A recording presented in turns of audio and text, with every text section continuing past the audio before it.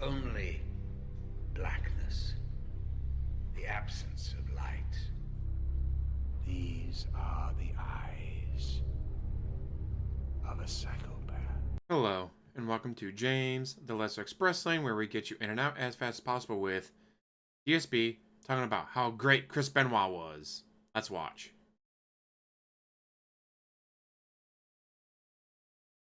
Controversial question. What are my thoughts on Chris Benoit?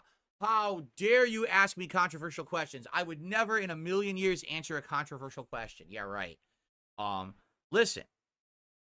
Up until the moment that we all found out about what had happened with Chris Benoit, everyone loved Chris Benoit. They thought that he was an amazing wrestler with over-the-top, skill in the ring. Most people who knew him outside of the ring also loved this guy, right? So the fact that such a shocking, horrible, awful, heinous thing happened, right? People were blown away. I mean, I think, all right, you can... You don't think you're DSP.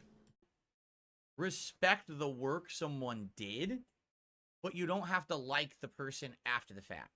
The fact that he did a heinous act, murdered his family and himself, was completely unforgivable, awful. No one's ever going to say, wow, what a great guy, right?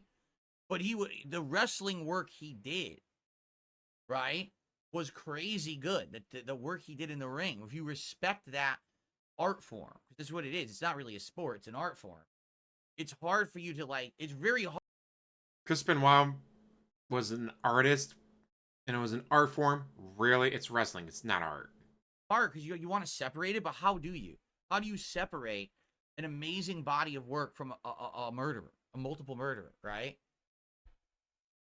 Fucked up. It's a fucked up situation, but that's my feeling. Like, I used to really like him as a wrestler. I didn't know the guy personally, but I really, really liked him as a wrestler. But let me guess, DSP. If he murdered a bunch of people, but he was nice in chat, what do I care? He was nice in my chat. He didn't murder anyone in my chat, guys, so it's okay with me. Me. Man, what a vile person, you know? You gotta wonder what would have caused him to do that. A lot of people say it was the concussions and stuff. Maybe it was, maybe not. Who knows, right?